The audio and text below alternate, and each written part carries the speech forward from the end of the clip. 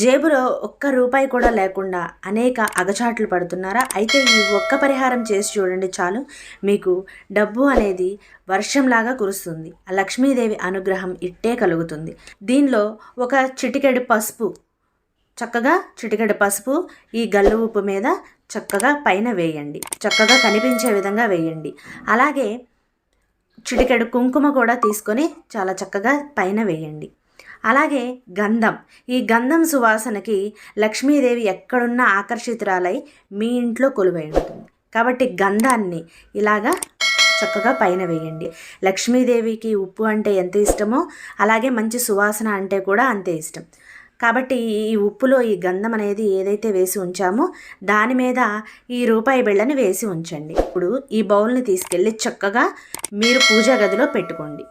పూజ గదిలో పెట్టుకొని శుక్రవారం కానీ మంగళవారం కానీ ఈ పరిహారాన్ని చేసి చక్కగా పూజ